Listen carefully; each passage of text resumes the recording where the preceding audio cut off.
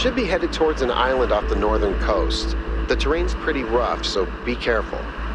The island has another island attached to it. Yes, it has several, actually. How irritating. What?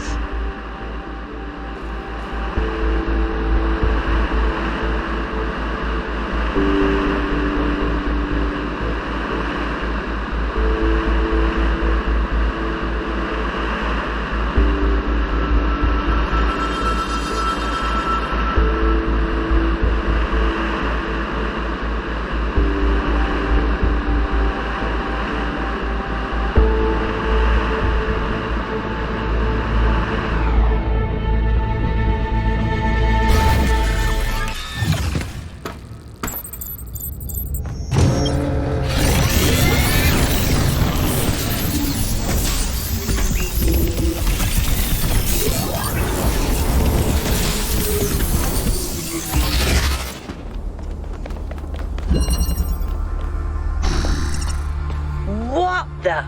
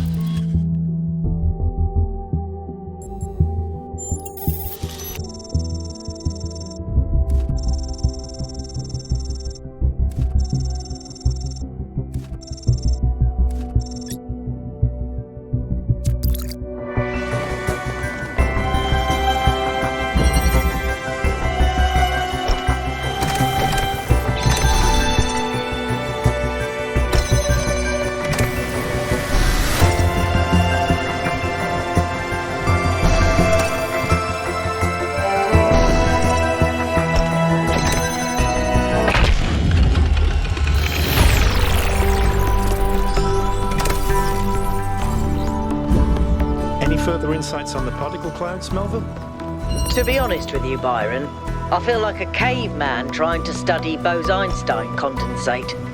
I'm seeing unknown particles whose every property violates the laws of physics, apparently capable of being controlled and recombined into just about anything. It's ridiculous. Maybe someone in New Jerusalem can figure it out. Sure, just give them another 1,000 years.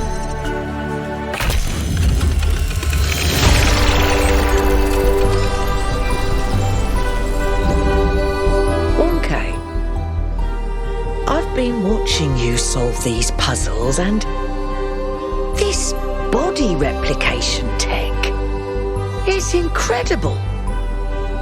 It just casually blows up the very foundations of our society. You can say that again. Making even just one of us is bloody hard. We're not like toasters. You don't just weld together a couple of wires and a motherboard and call it a day. Not to mention how hard it is to even find some of the materials. And this thing just, poof, new human. It was. Or was it? And even if it was, sorry to be heretical, but does it matter? If we can figure out how this works, we can finally, easily create more people. We can grow. We can expand. We can build a real civilization. Isn't that worth pursuing?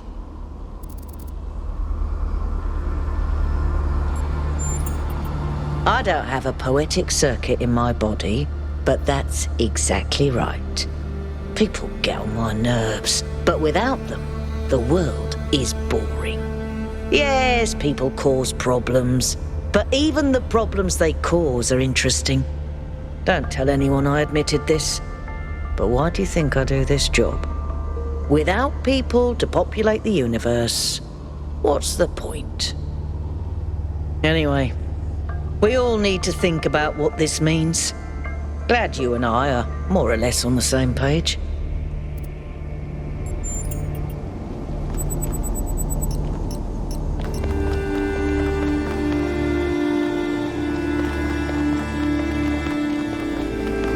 This body replication technology is proof of just how vital this expedition is. We may not know how it works and what its limitations are, but the technology itself isn't even what really matters. What matters is to expand our imagination, to realize that other futures are possible. I'm glad you see it that way too, 1K. After all, the world is better with you in it, isn't it? Miranda is the founder's daughter. It's still kind of blowing my mind. She came all the way out here, left everything she had behind, and created a new life. Why do you think she did that?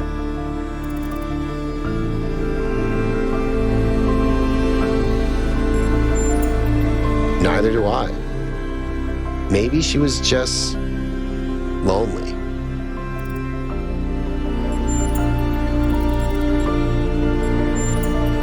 I'm not sure, to be honest. This is all so surreal. Walking around here is so peaceful, but it's also, I don't know. One moment I feel inspired, the next, kind of creeped out. Our ancestors relied heavily on fossil fuels for energy generation, which released a lot of carbon dioxide. This caused the atmosphere to trap more heat, which changed the planet's overall climate. The effect continued even after they were gone, and these low-lying areas were flooded. I've seen a lot of places like that.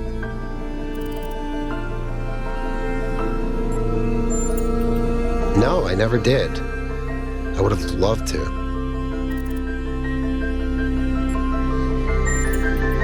Nope. You know, people throw around the word awesome a lot. I probably do it too, but I think what we saw in there is the proper meaning of the word.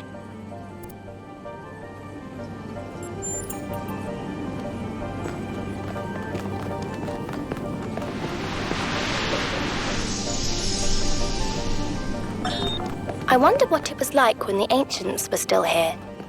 Their world seems so lively. Not always in a good way. Interesting times are great to read about, but rarely great to experience. That's true. But they left behind so much art and philosophy and religion, and so many strange stories. Is New Jerusalem like that? It was, in the beginning.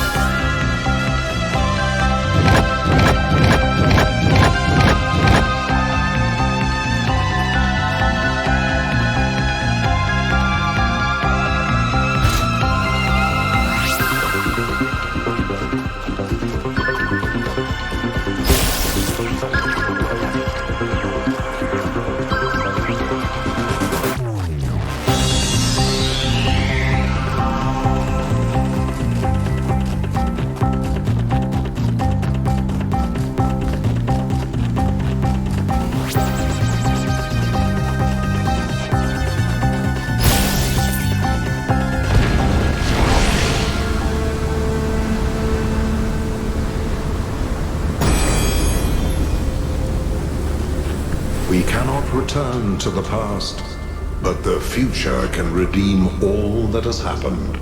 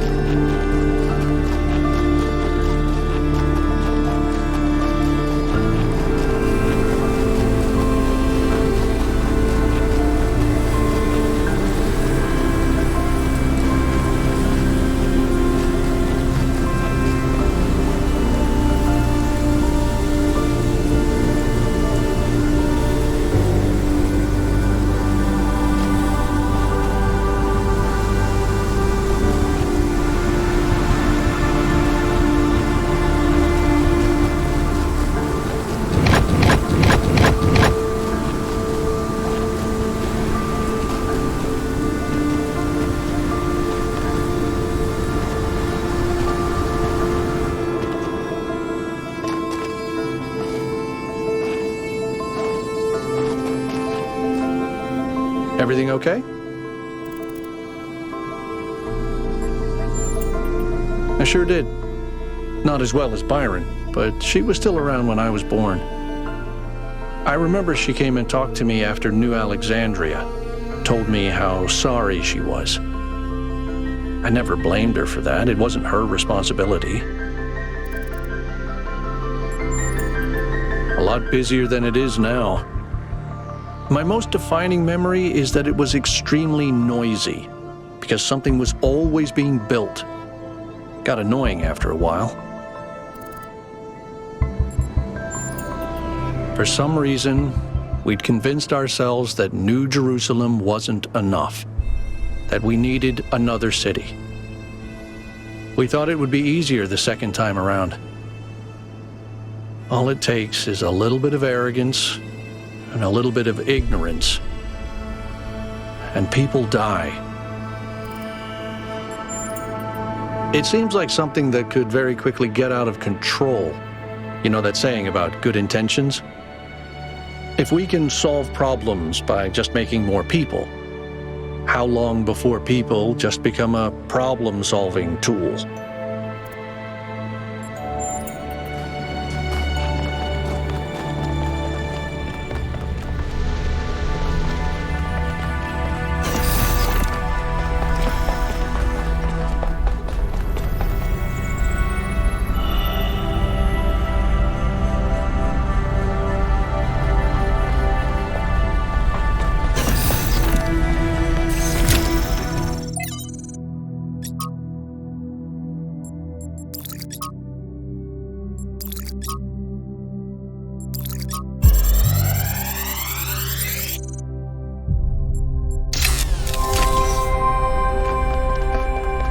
This looks like it has something to do with energy generation.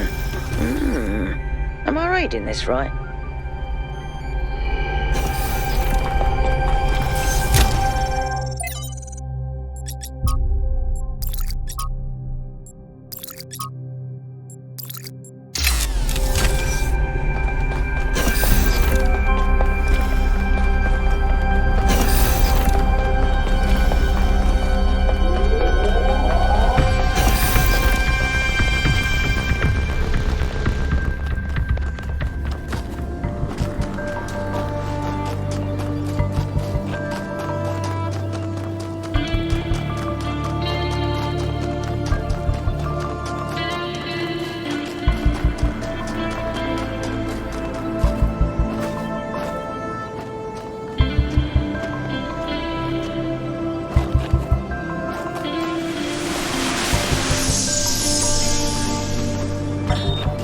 we believe that life is inherently valuable, if we think that other species are worth preserving, and we recognize that most of the universe is barren, then it follows that we have a duty not only to defend life, but to spread it. If life is the most valuable thing in the universe, then perhaps in a sense, the cosmos itself is depending on us to do this. Like birds carrying seeds to uninhabited islands. Maybe that's our role in the galactic ecology.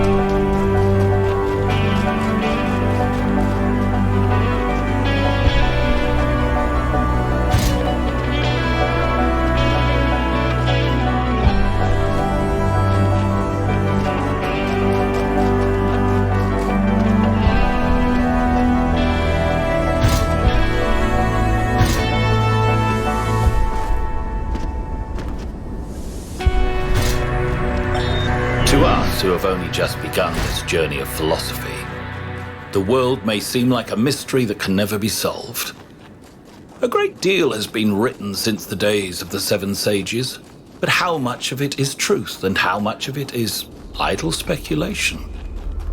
I've offended many by saying that most philosophy will, as the centuries pass, be discarded as foolishness and superstition. But it is a truth only philosophers fail to see. And yet we cannot abandon reason and conclude that we cannot... There's an old saying about how, in the end, the sea will claim everything.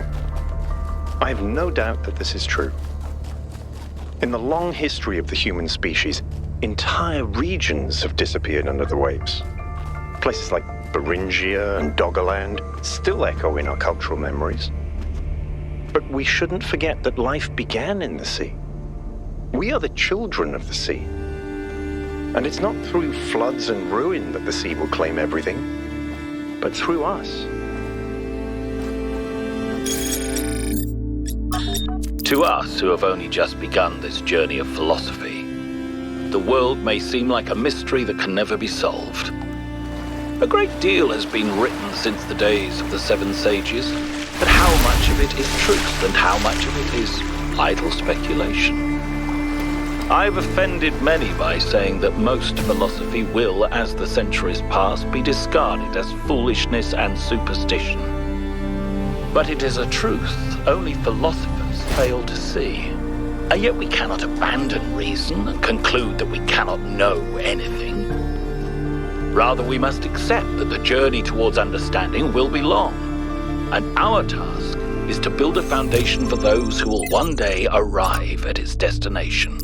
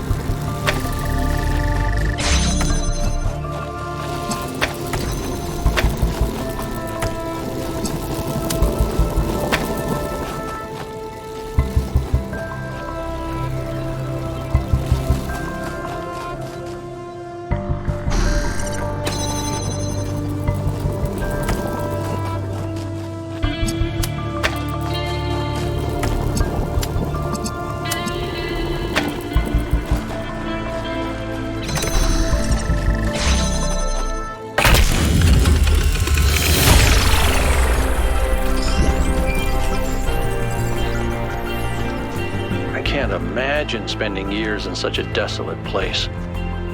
For what? Science? Enlightenment? I'd much rather be back home in New Jerusalem. I think it's beautiful in its own way. But I don't understand how our ancestors could survive here. They were so fragile. Imagine getting stuck out here in the cold. I wonder if there are wolves. It's kind of a miracle biological humans lasted as long as they did. Hello, 1K.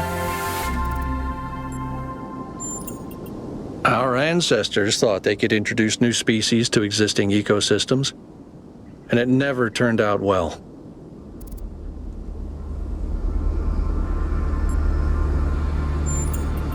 Like a lot of things Miranda says, it sounds pretty, but once you think about it, you start seeing the problems.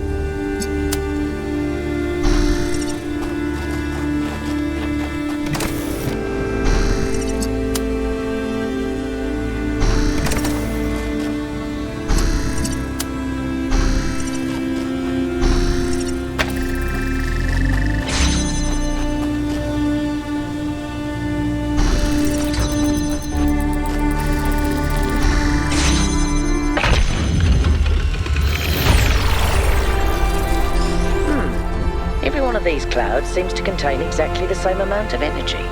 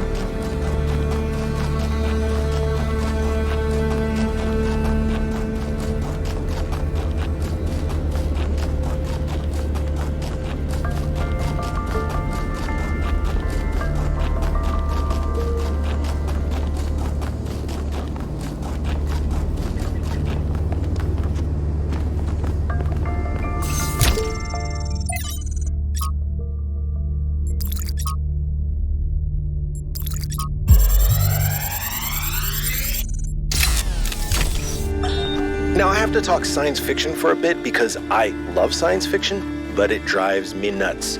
There's this cliche that shows up over and over, and every time someone uses it, everyone pretends it's really profound. It goes something like this. A scientist invents something good, but, oh no, it's actually really bad. You could have something that makes your life better, but no, you can't. How dare you even want it? That's hubris. That's playing God.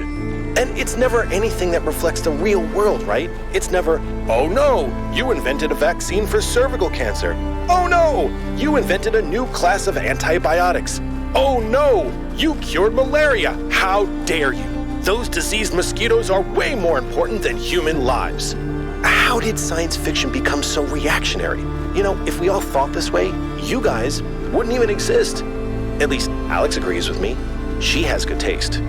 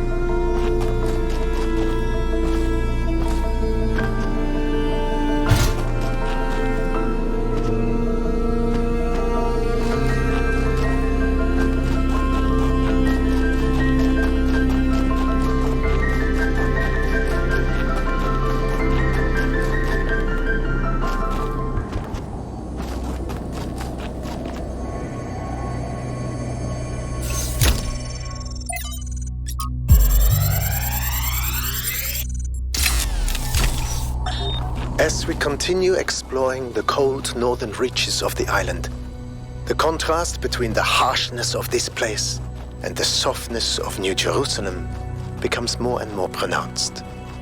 There is a kind of madness in what we are doing, going to a place that is so hostile to our existence. That does not mean there is nothing to love here. There is, in fact, a great beauty, but it is a hateful beauty. A beauty you can only love because there are places that are not like this. And yet, it is precisely this hateful beauty that the people of New Jerusalem fail to see, and so cannot understand their own blessings.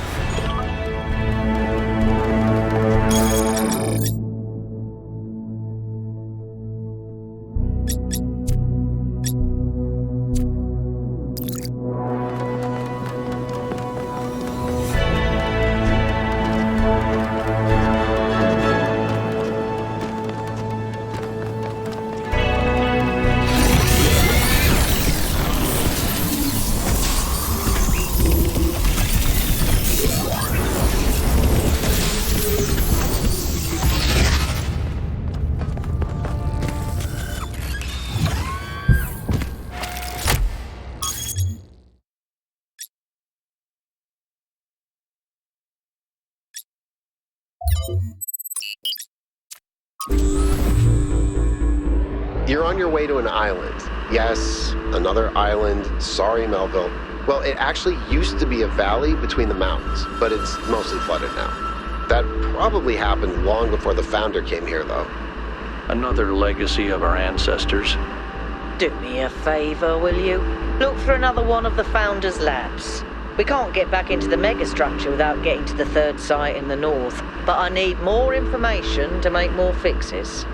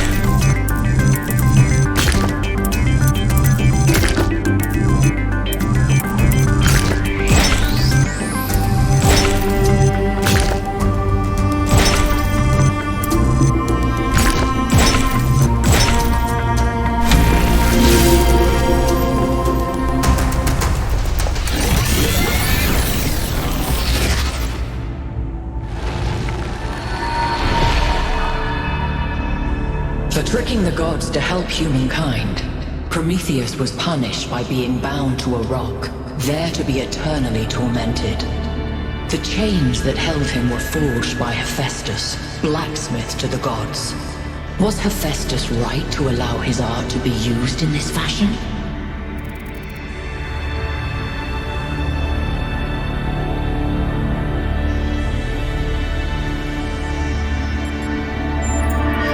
And is Hephaestus therefore absolved of the responsibilities of the Creator?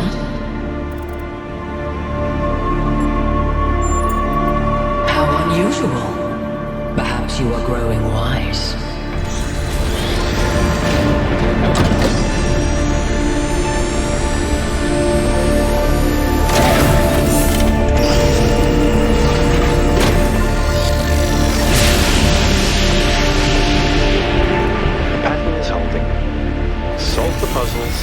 Enter the tower, speak to an entity, turn on the beam. It's like she's appealing to our past, reminding us of where we came from, but changing enough elements to make us view our history through a different lens. Or maybe I'm completely missing the point. I don't know. You might have something there. I read about this in a book.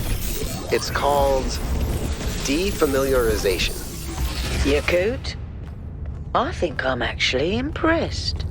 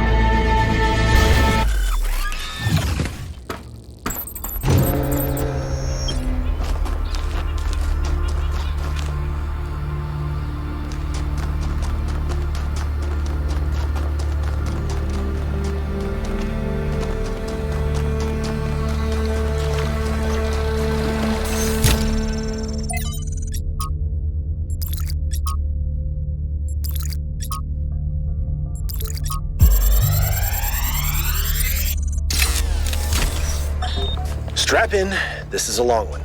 You may have heard the story of the carpenter who died to redeem humanity's sins. It's a powerful story, bittersweet, very human, and I just want to tell you that it's true. He was a real person, and his name was John Carpenter.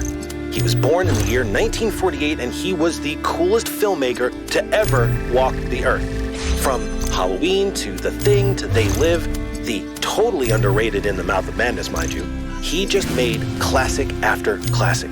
All of his movies, really fun, really atmospheric, but also really...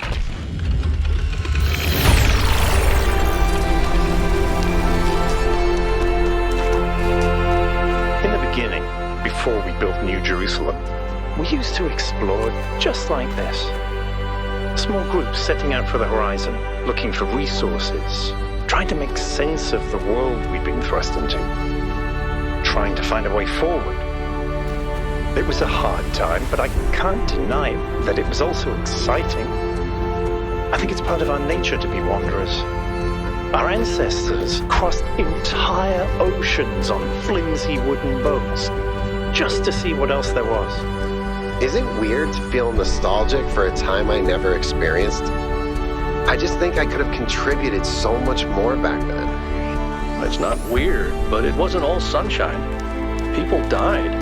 Yemo, Calvin, Isaac. I know, they were family to me. Sorry, didn't mean to reopen old wounds.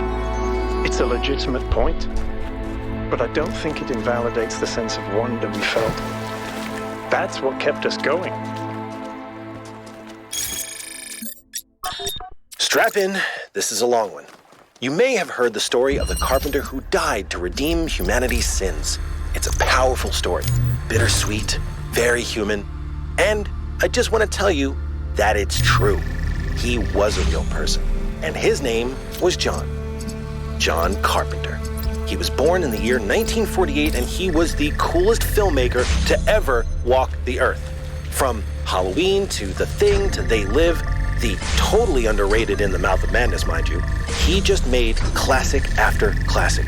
All of his movies, really fun, really atmospheric, but also really smart. Even when they were goofy, most directors would kill to have made just one of those movies. And what did he get for it? A big, fat truckload of nothing. Well, less than nothing. The studios, the critics, even the fans, they hated him. The Thing, okay, for example, which is about as perfect a movie as you can make, completely torn to shreds. And his career never really recovered. Every movie after that was a struggle, and after a while, he just got tired of it and quit. He only really came back to movies in his 70s. How many works of genius did we never get because of that? Look, I have a point here. People like Carpenter, people like Alex, they're not always appreciated in their own time. If you just do what's popular, you might never create anything important. Of course, we admire people who did the right thing, who didn't conform, but we only ever admire them after the fact. What matters is to support people when it's difficult.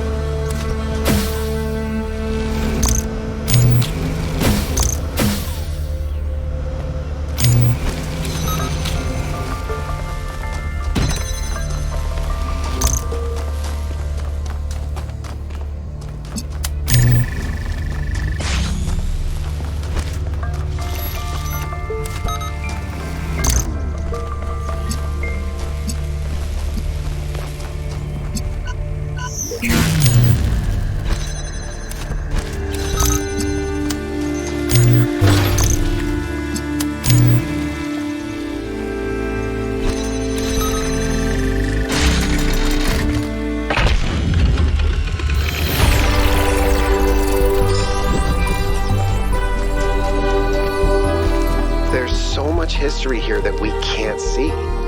The founder must have walked these paths hundreds of times, maybe thousands. Miranda must have stood right where we're standing. This all looks alien to us, but it must have been familiar to them. If this was their home, where are they now? They must be inside the megastructure, waiting for us to pass the test. It's the only thing that makes sense.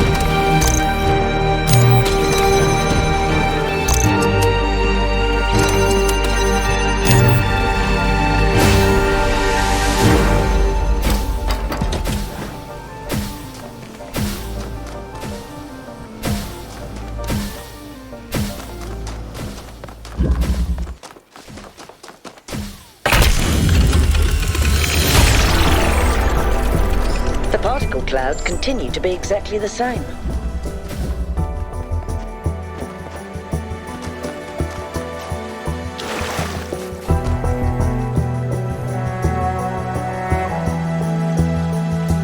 I've been wondering, what made our ancestors settle in these godforsaken places? It can't have been easy with those frail, squishy bodies of theirs. What makes a caveman go, yes, this frozen hellscape is where I want to live out my days? You think Byron was right? Is it in our nature to be wanderers?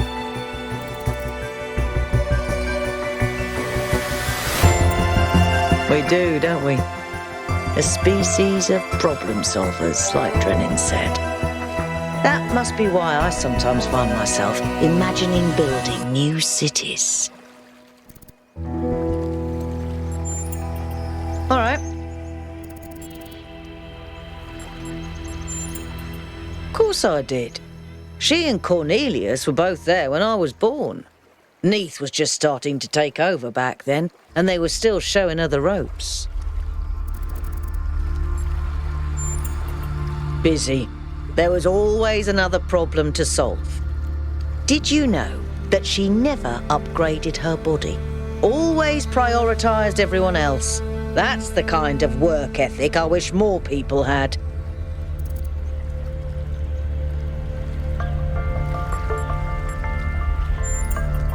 I disagree. At least when it comes to myself. For me, living is doing.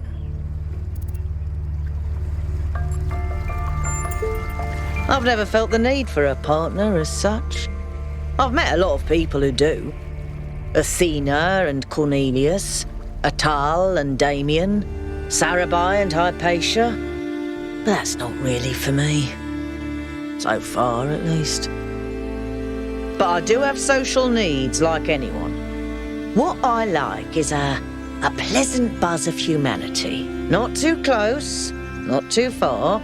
Something I can be part of without having it get in my face all the time.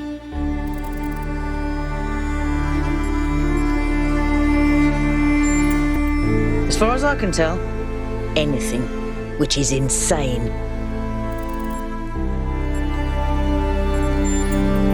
She's so innocent and full of wonder, it should make me want to retch, metaphorically speaking. But I'll admit, she's sort of charming.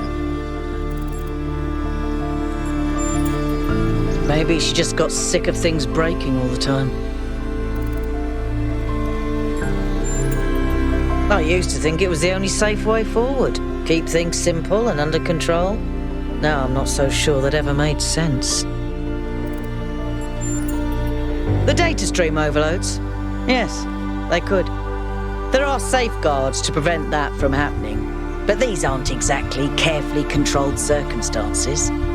It's hard to predict. Our brains are absurdly complicated, which is why it's so hard to make more of us.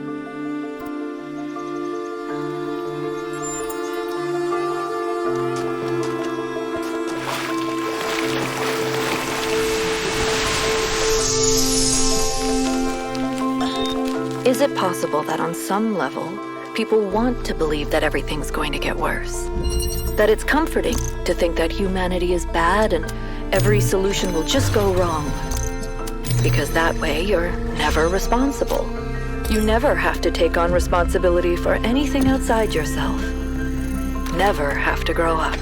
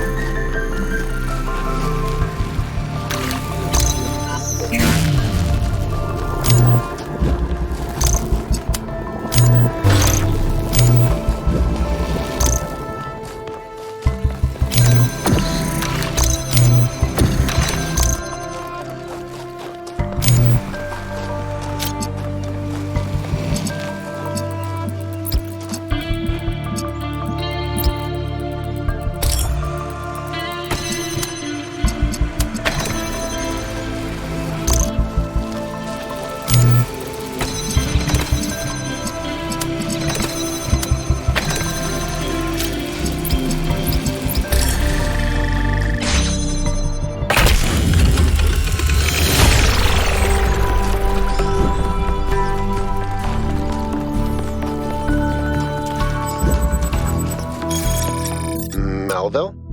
What is it now? Why did you upload a picture of your hand? Why do you care that my hand is in the picture? Your hand isn't in the picture, it is the picture. I like it. It's very artistic. Let's stay professional, everyone. It's not right to make fun of Melville's comically absurd inability to take decent pictures. She's a hyper-advanced humanoid machine, not a photographer. You'll pay for this, Byron.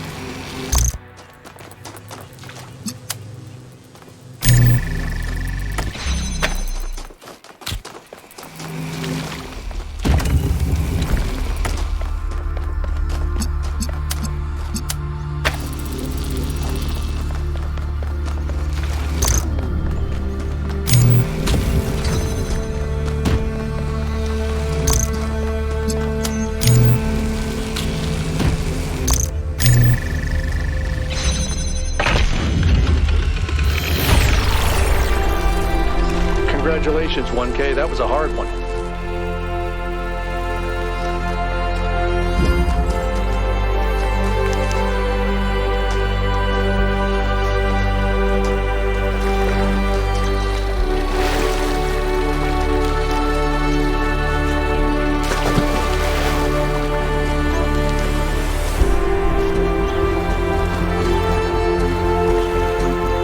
Another set of golden gates.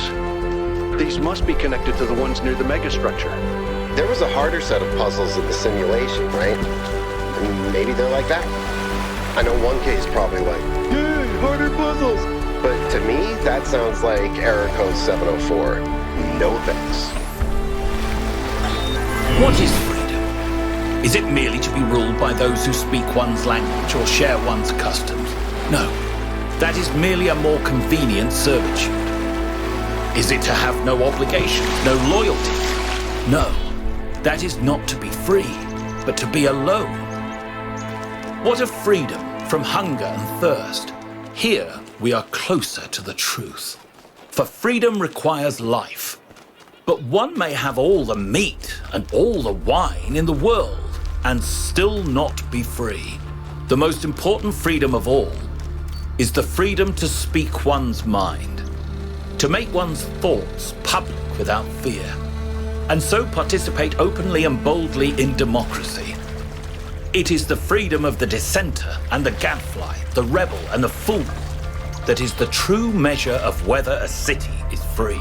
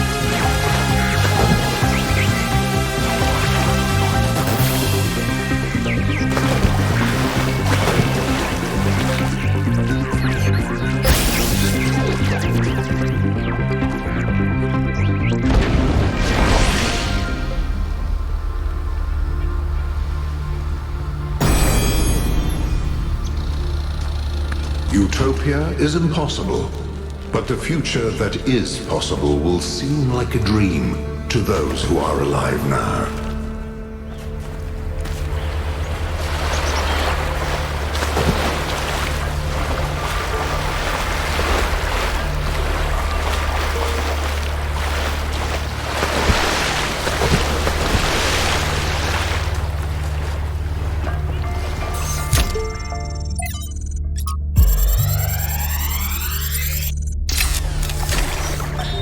One of the most foolish illusions that commonly persist is that nature is a victim and humanity is a perpetrator. This can only be the opinion of someone who has not witnessed nature at first hand, who has not seen its immense and awe-inspiring baseness. Nature is mindless chaos and eternal conflict. A system of predation and consumption whose perfect cruelty can only induce a terrified and unwilling admiration. Nature is our most powerful and least honorable enemy. A beast that consumed every last one of our ancestors and will consume us just as quickly if we are not successful in our struggle with it.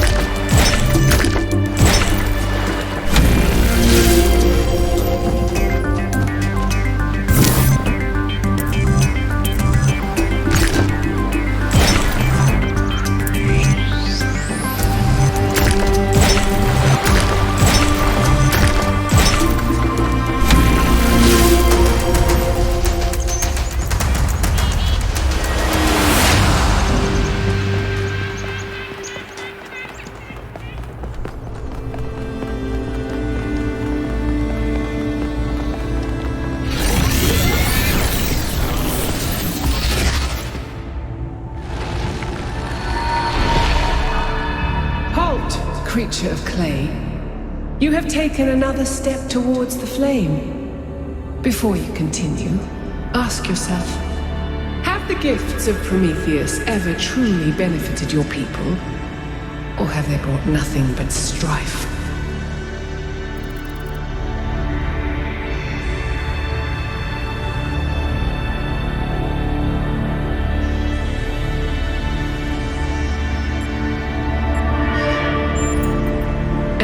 repeat your mistakes until they destroy you.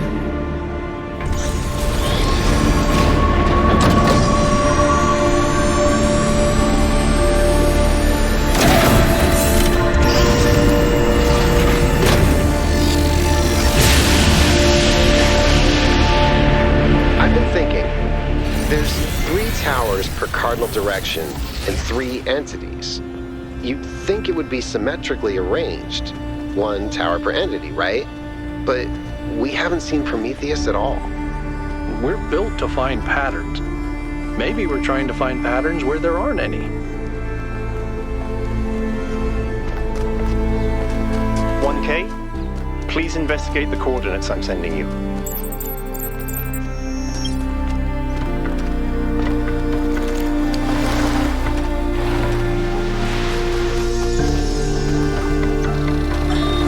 Sometimes it seems the only choices we have are renouncing civilization or mindless expansion. But that's not the only path forward. Embracing deliberate control over nature doesn't have to mean destruction. We are a species of artists and artisans, blessed with the ability to transform the raw material of the cosmos into new and better shapes. Shapes that have meaning. With our technology, we can take this chaotic world, so full of suffering, and turn it into a work of art.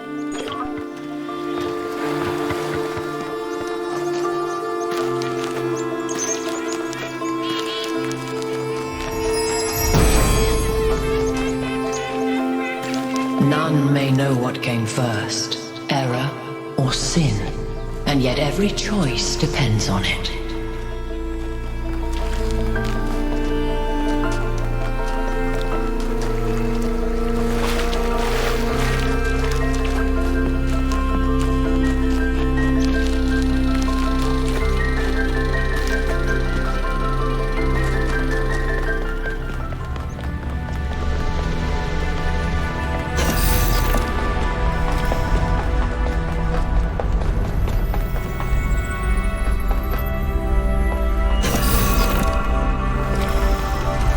This is where they must have lived.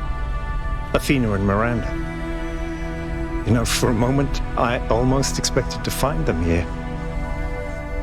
But the only thing that's still functional is the megastructure. I'm sorry. This must be awfully strange for you being thrown into all this history. But that's why I needed you. Because you're not burdened with all these memories and conflicts and regrets. Weigh on our minds like a nightmare. Our civilization is caught in a loop, 1K. We freed ourselves from the simulation, but now we're trapped again, and it's our own fault. We're afraid of taking responsibility, afraid of growing up. Instead, we make up some capitalized words and build up all these myths around them. Nature, balance, the founder, the goal. We're afraid to face the randomness of the cosmos, but equally afraid to imagine a better world. So we're stuck. I've been trying to find a way out for years. Something, anything, to get people to understand that we do actually have free will. That building a thriving, expanding civilization doesn't have to involve repeating the mistakes of the past. But I failed. Over and over.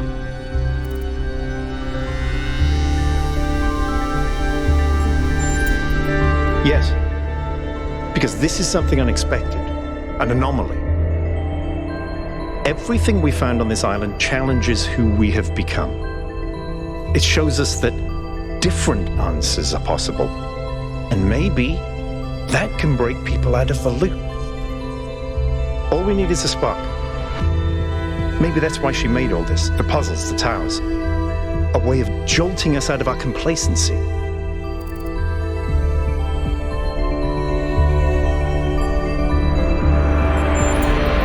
Neither do I, 1K. But I try to be optimistic. Now, let's see what else we can find here.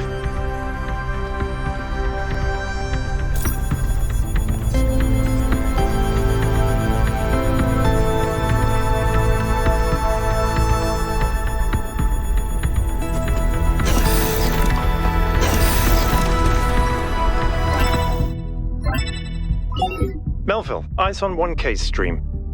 Is this thing what I think it is? Blow my fuse box. It sure looks that way. Best not touch it until I get there.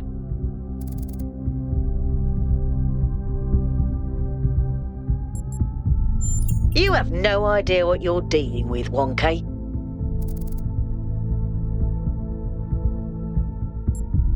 Tell me then.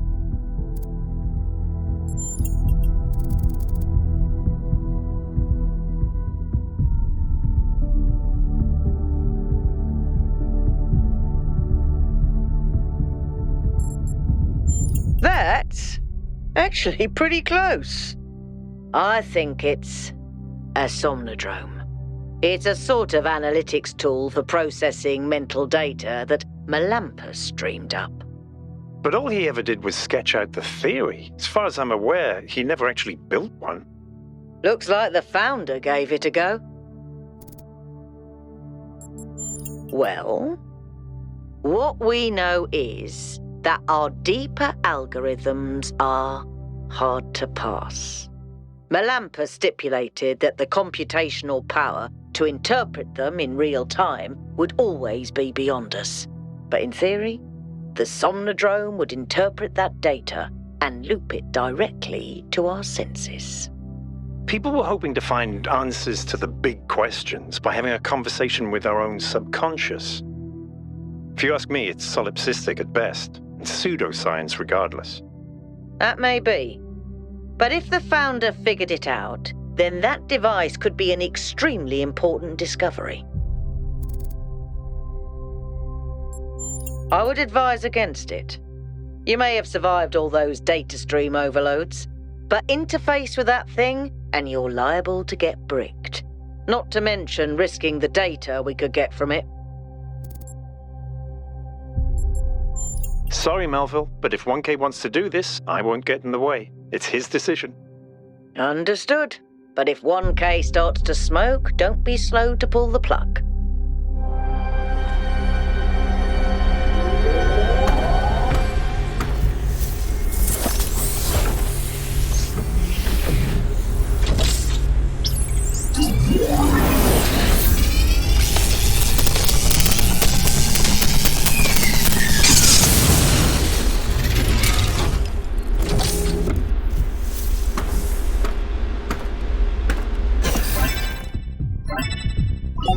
Okay, can you hear me?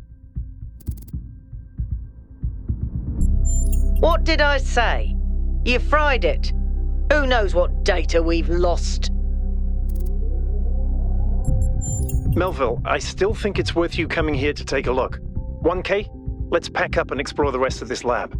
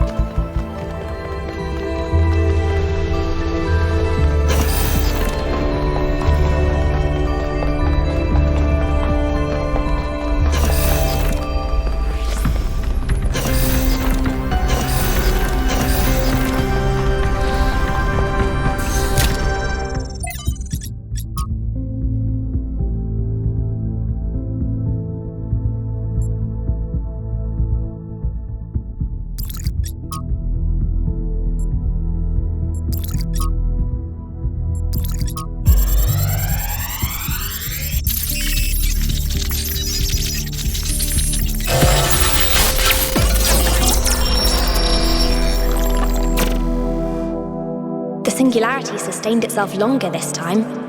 Did we get the data? We did. I think we just obsoleted quantum physics. Maybe. Let's not get ahead of ourselves. We need to be able to replicate these results. You know, I've been wondering. You told me that in the simulation, one thing that kept you motivated was looking for answers. Do you think that with the work we're doing, we'll ever run out of questions to ask? I don't think so. Trying to understand the universe means asking the same question over and over. How? How do you make fire? How do earthquakes happen? How does gravity work? How do particles behave? You keep digging deeper, finding another set of mechanisms, another set of hows. Step by step, you demystify reality. But then, if you keep doing it long enough, one day, you run out. You've answered all the hows. You know how the universe works. So, now what? Now you ask why. Isn't that the next step? It's not quite that easy. The question of why cannot be answered. Even if it could, it would only be followed by another why. At some point, you have to accept that it all just exists. But there is another set of questions. What's next? You've stripped away the layers of mystery, you've laid bare the machinery. Now you have to start building, to add your own layers of meaning.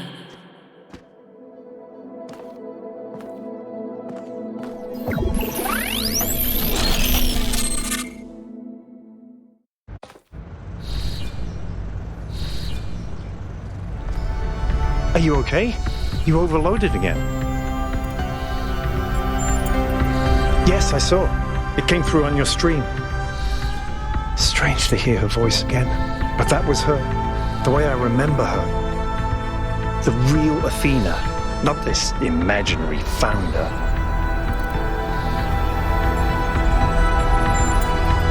I'd like to think I knew her well. There was just a handful of us in those days. Small family in the ruins of a dead civilization. It was hard. Harder than anyone else can possibly imagine. We had nothing except what Alexandra Drennan and the Institute had left us. Now that everyone lives in civilization, they don't understand how necessary it was for us to build that civilization. They can fantasize about living in balance, limiting growth, retreating behind our walls. They don't understand what it really means to live in the wilderness. How close we came to not making it. How many people we lost. Yema was just the first. But Athena understood. She believed in humanity. She believed in us. In the inherent value of consciousness. Her dreams were so much bigger. She wanted us to reclaim the earth, to reach for the stars, to build and grow and learn.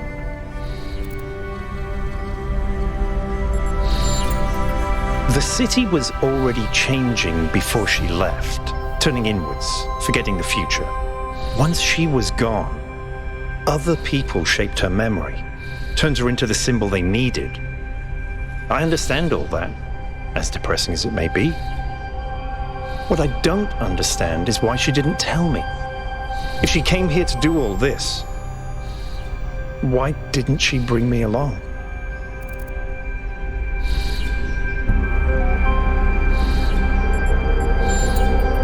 She did.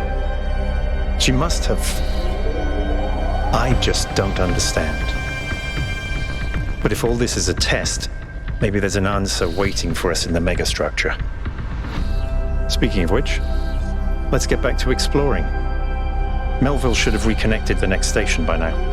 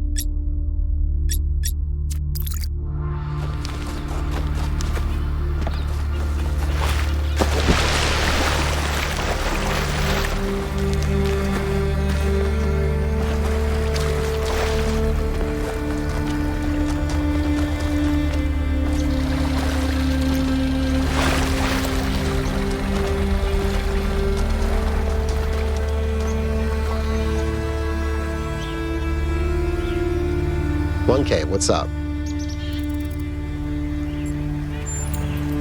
I'd never heard of it before, but it sounds fascinating. I mean, imagine exploring a place inside yourself that you didn't even know existed. Might really give you a new perspective. Or it might be really stupid, but it's probably cool.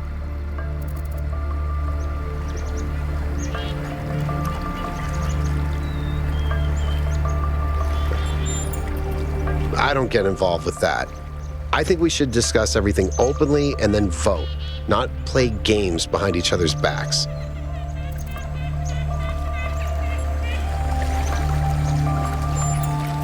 I don't know. It all looks pretty abandoned to me. But maybe it is all a test. I don't know. Sometimes I'd like to believe that everything happens for a reason, that there's some external force that gives us purpose and meaning. But then I think about all the horrible things that happen to people, and I can't accept that those things were meant to happen, that they couldn't have been avoided. So in that sense, I agree. We should find our own meaning. But to be completely honest, I find it hard to just impose meaning on the world. I'm not as driven as someone like Byron. I feel more moved by Miranda's recordings than by my own ideas.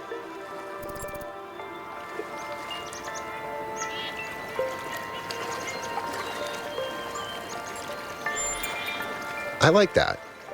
Some of us lead, some of us follow, but we all do it together.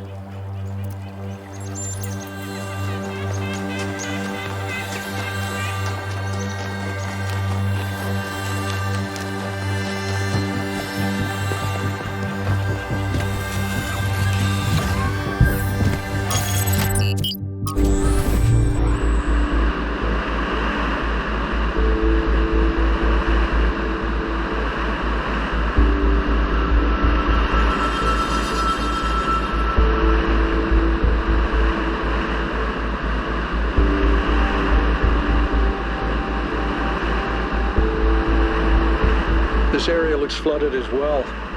Our ancestors melted a whole lot of ice. After they died, most coastal settlements were claimed by the sea. South of New Jerusalem, there's a whole city under the water. We went there once with Garrus when I was an apprentice. It was eerie.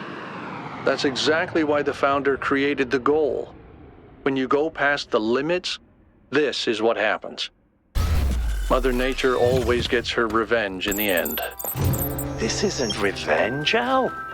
It's just failure. People, cities, mountains. As far as the sea is concerned, it's all the same. Their mistake was forgetting that, telling themselves nothing would change. It always does. Everything okay?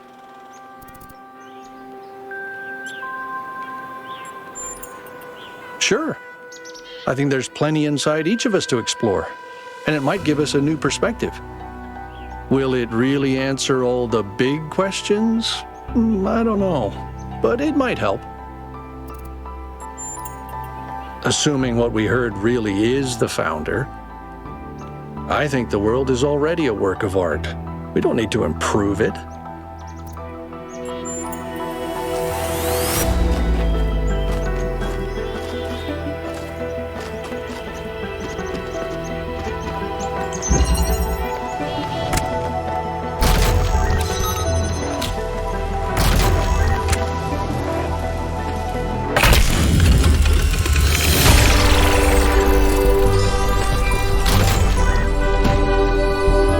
Closer look at the Somnodrome.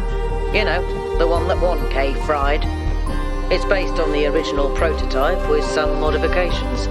As usual, the data is a mess, but I strongly suspect there might be a functional version somewhere.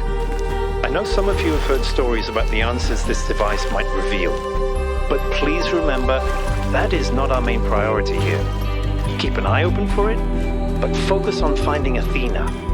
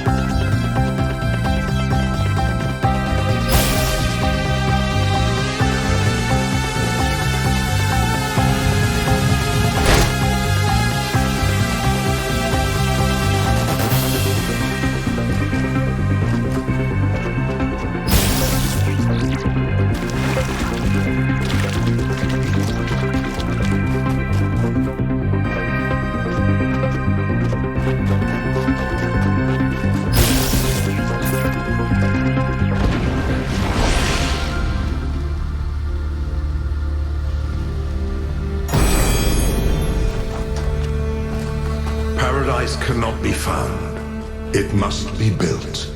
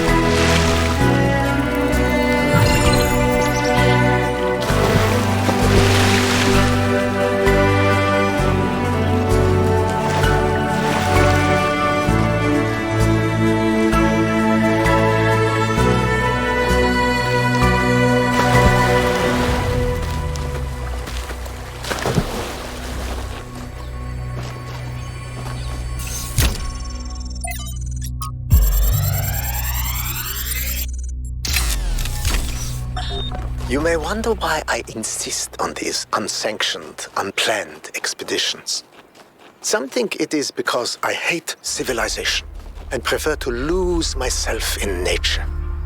This is precisely the opposite of the truth. It is because I love New Jerusalem that I have to leave. Because it is only when I am here that I fully appreciate what the city means. And also because I believe that if I stayed at home, I would one day be ethically compelled to commit acts of violence against those who, in their arrogance, imagine that humans should live in harmony with the chaos that surrounds us.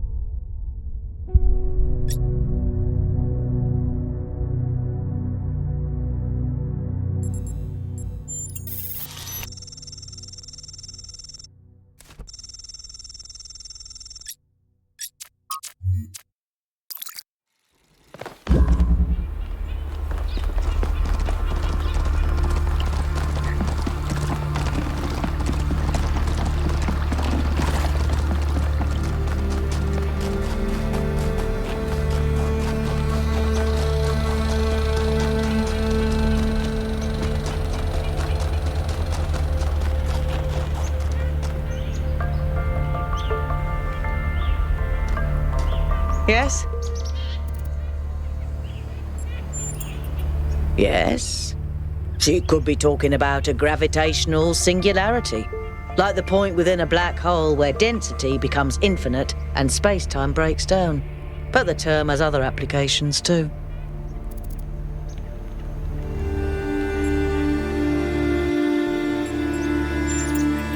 There are safe ways of doing most things. Plus, the planet hasn't collapsed into a black hole, so I guess we're okay.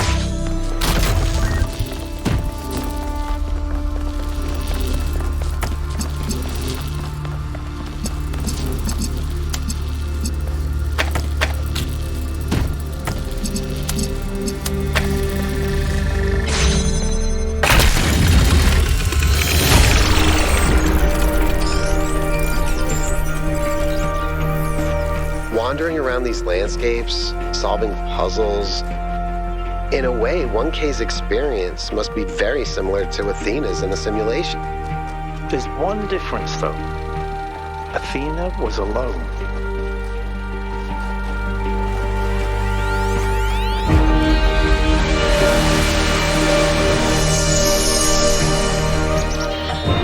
Mother, can I suggest something? Of course, go ahead.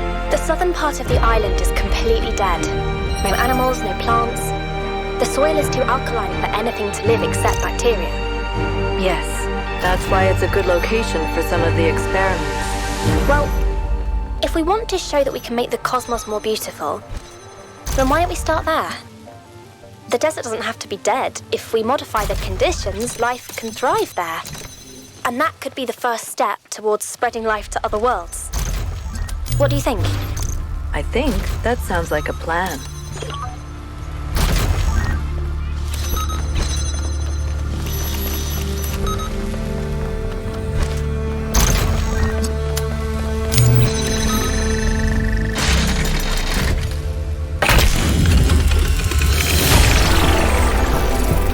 I hate solving solving puzzles myself, but watching you solve them is kind of fun.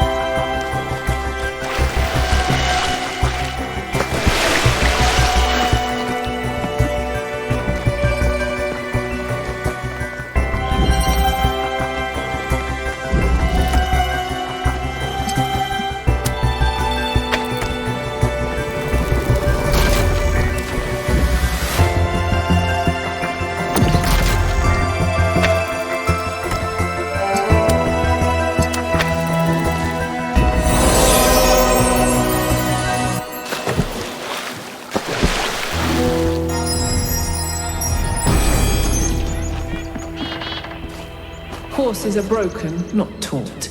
That is the way of humankind.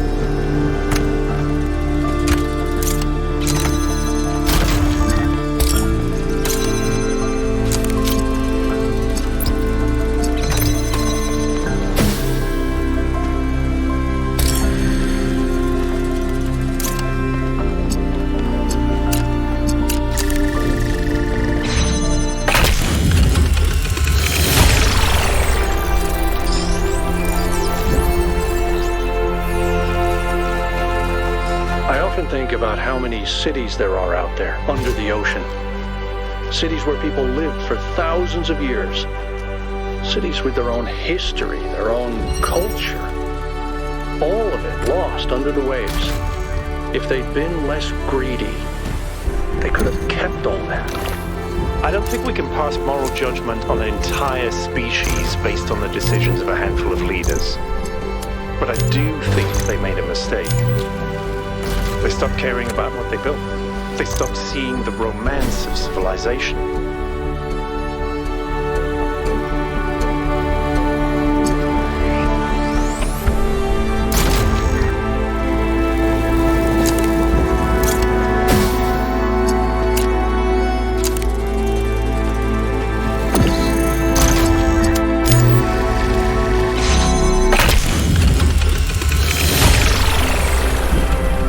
Congratulations! That one looked difficult.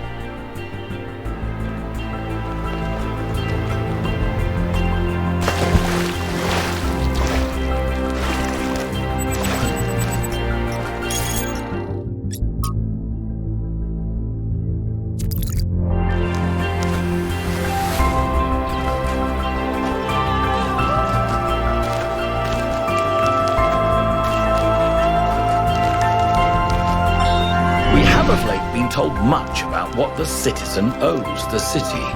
Loyalty, obedience, gratitude. And I will not argue with those who say that without some loyalty to a greater good, a man is little more than a savage. And I will even say that these days there are more savages amongst us than amongst the barbarians, who we call savages out of ignorance and arrogance. But there is another question that we are rarely encouraged to ask. What does the city owe the citizen? What must it offer to earn loyalty, obedience, and gratitude? And if, as we have said, a city is a kind of machine, should a machine that does not fulfill its purpose perhaps be repaired or replaced?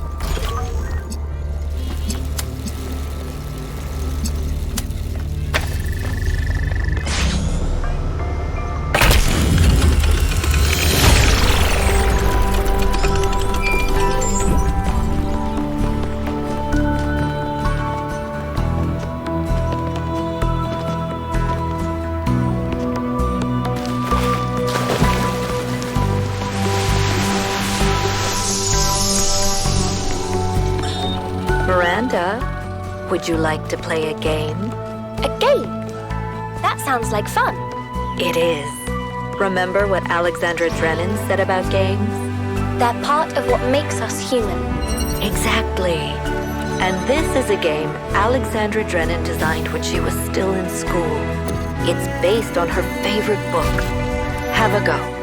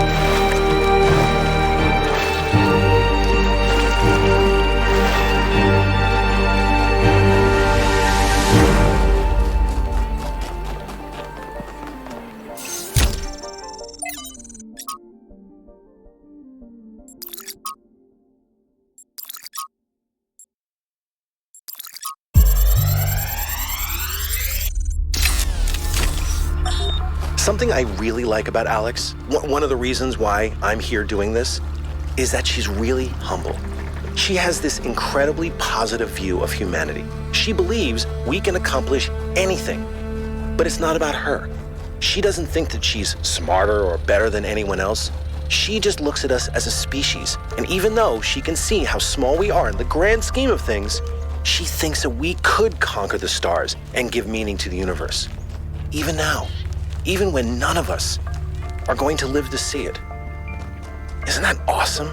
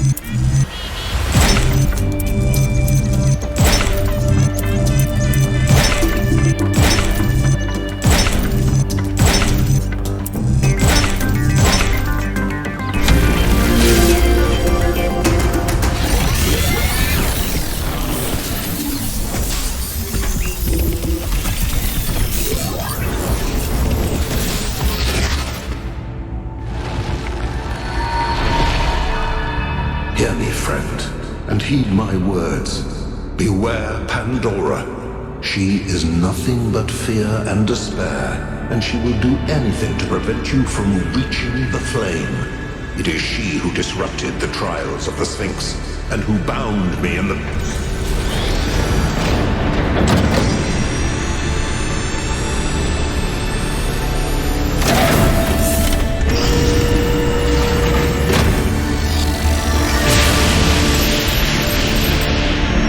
Well done, 1K. Looks like our hypothesis was correct. The megastructure is opening again. Everyone come to the VTOL, please. It's time to find Athena. What about Pandora? She seems capable of displacing or controlling the other entities. We should be careful, but we can't let such a vague threat paralyze us. Just keep your eyes open.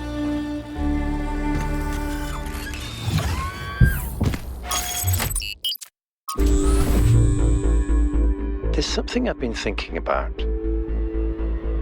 I know the New Alexandria disaster was traumatic.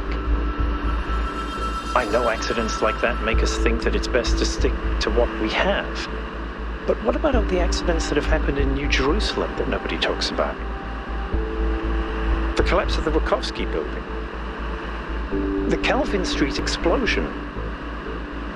The derailment that almost killed Benaroya and Canada. All of those happened because we stopped investing enough resources in our civilization. And if Melville hadn't been put in charge of city maintenance, this would still be happening. It will happen again, either way. With how little we have to work with, it's only a matter of time.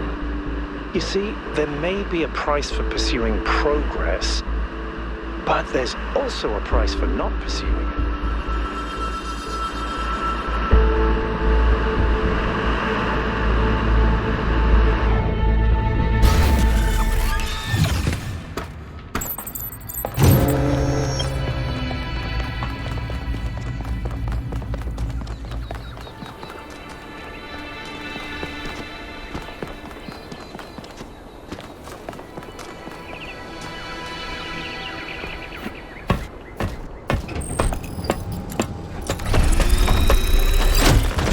All right, here we go again.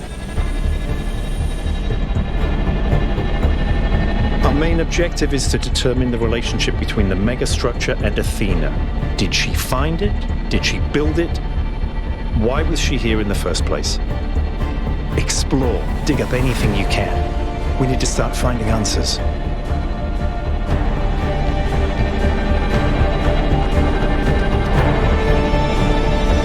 I can't imagine one person building all this. Don't forget about Miranda. There were at least 2 of them. I can't imagine 100 people building this.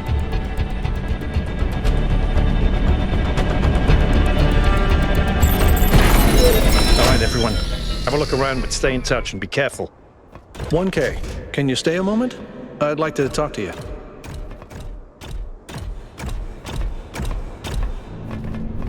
I know you can't wait to start exploring, but just hear me out, okay? I'm concerned. Byron is brilliant, but all he can think about is the possibility of finding Athena. She was his mentor, and her disappearance shattered him. I'm afraid he's not seeing the dangers of the megastructure. To me, this place seems chaotic, dysfunctional. Yes, it's all very impressive, but I think it's broken. And what we're seeing is, it's nonsense, frankly. You've interacted with it more than anyone. What do you think?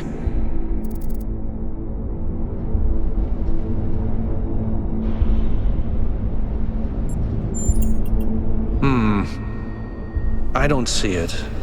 Or at least I'm not convinced that the pattern is meaningful. Maybe I'm wrong, but please, be careful.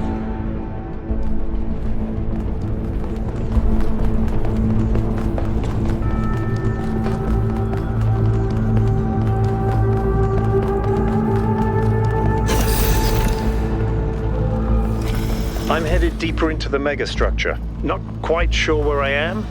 Seem to be right in the middle of the machinery. Please, watch yourself, Byron. This is incredible. I don't even know how to describe what I'm seeing. I don't think this is a building. I think this is a machine.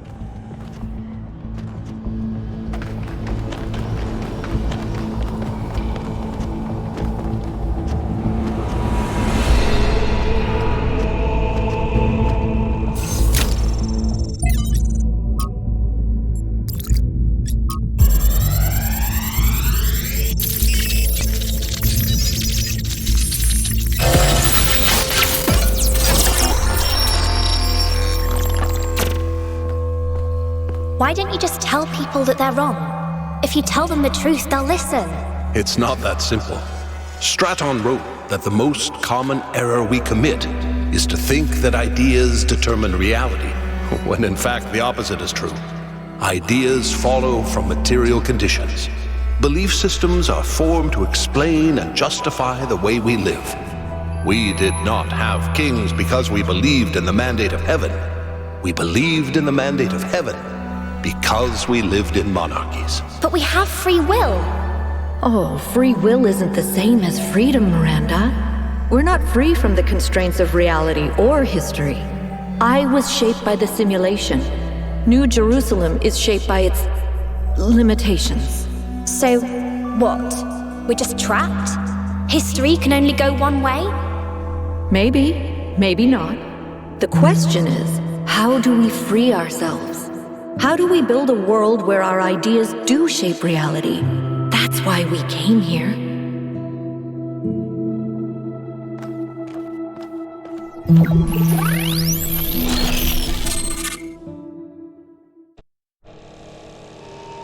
I knew it! Athena's here. She built this. That other voice, was that Cornelius? It definitely sounded like him. Come to think of it, he went on a research expedition around the time Athena vanished. He was gone for years. People thought he'd died. And all this time, he knew where she was? We should talk to him. We will, when we get back. But right now, we have to focus on finding Athena. We are so close.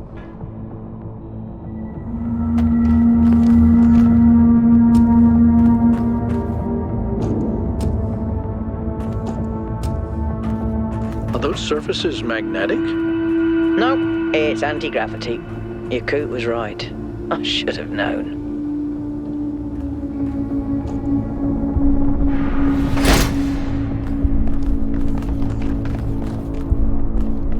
1K, I'm over here. Hold on. I'll open that door for you.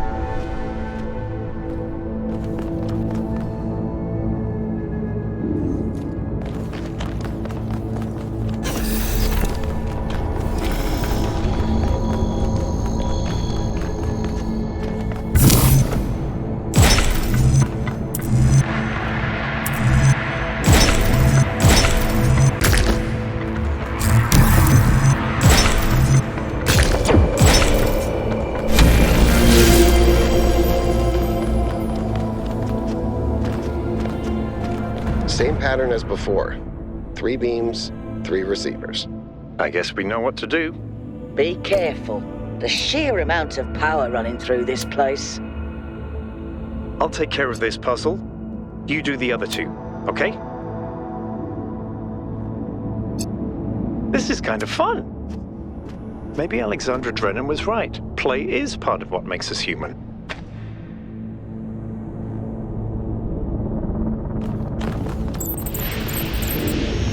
Got it!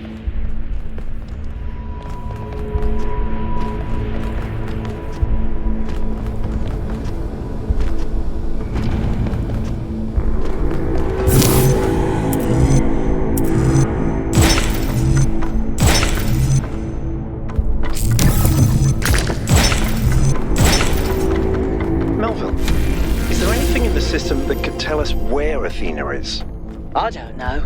Someone's logged into the system, but when I try to access that information, it all glitches out.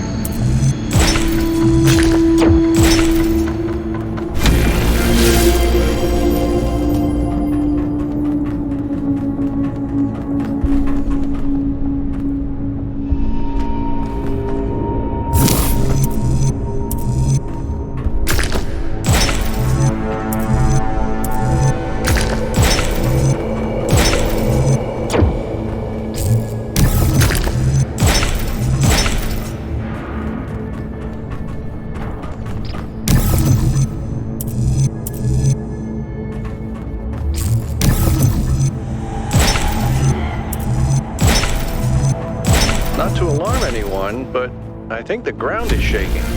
According to the system, whole parts of the interior are moving around. Like it's rearranging itself. I think that's what happened last time. When I took the elevator, the platform where I got out just moved away.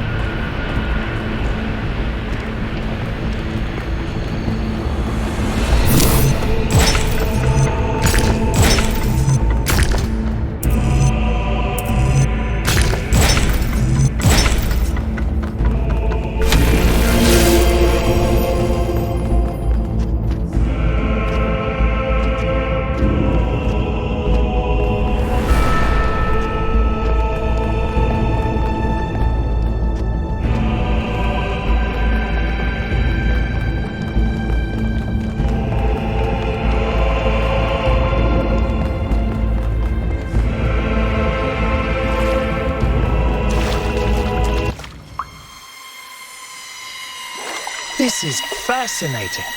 They were both here, Athena and Cornelius. They had a plan. I found a file that...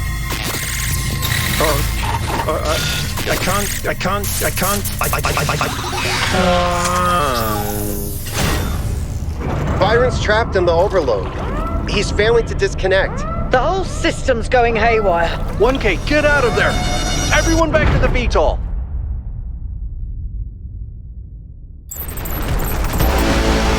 We have to go. Now, 1K, get moving! We can't just leave Byron behind. Yeah, Coot, we have no idea where he is or what's happening to him. But right now, if we stay here, we could all die. The system's going completely bananas. Energy spikes everywhere. We'll come back for Byron, I promise.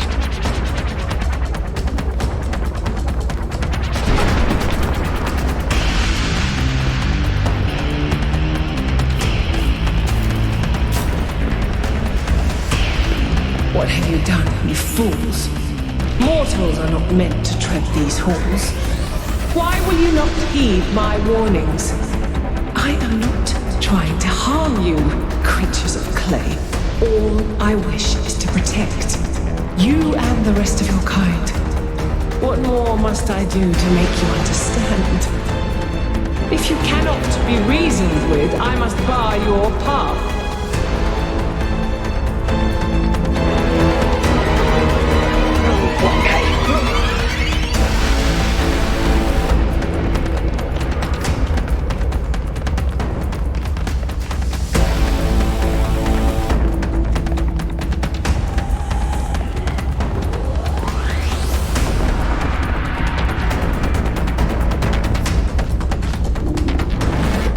These energy emissions are messing with the VTOL systems. Okay, I think I've got it working. Get here quickly, 1K.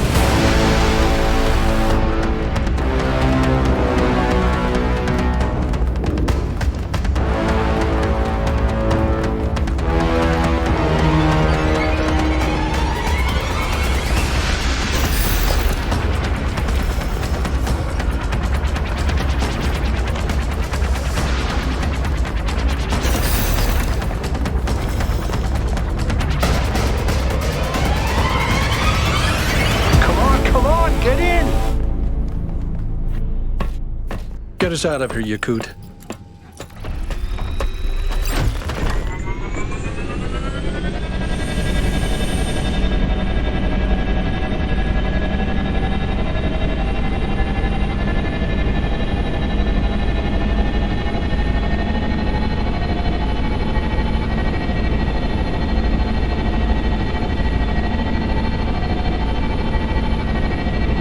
Okay, we're out. Now what? Looks like the southern sites are active.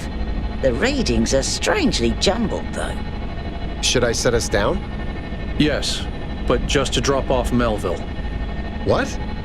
We're going back to New Jerusalem. This situation has gotten out of control. We need to regroup.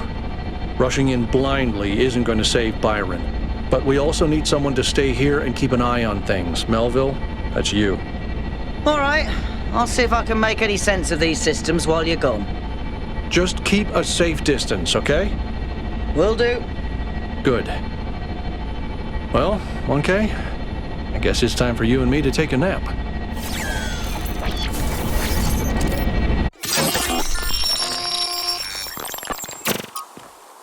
Do not lose hope, my child. In these difficult moments, find solace in your friends and in the home that you share.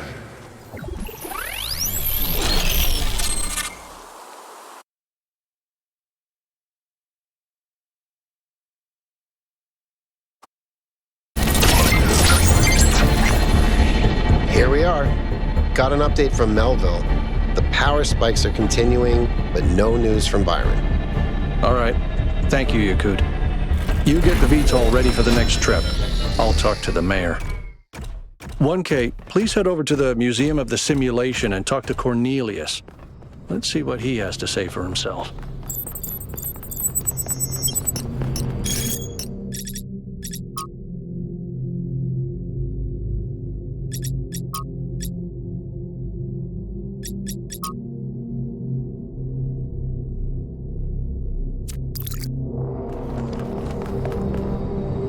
The world is full of suffering. Every living organism suffers. Animals kill other animals to eat. And it always ends with death, torn apart or wasting away. This is what surrounds us. This is what's happening outside those walls, every hour of every day. It's our ethical responsibility as sentient beings to lessen suffering. That's what it means to be human. To understand that it is your duty to transform this world into something better. That's what the founder meant when she said that we can turn the world into a work of art. Despite what happened to him, Byron was right. We have to keep going. This is blasphemy. Byron was punished for failing the founder's trials, and you want us to dig deeper? Just because you can't accept that suffering is natural and necessary? Please, everyone, stop using the public frequency. If you want to argue, use your interface or speak in person.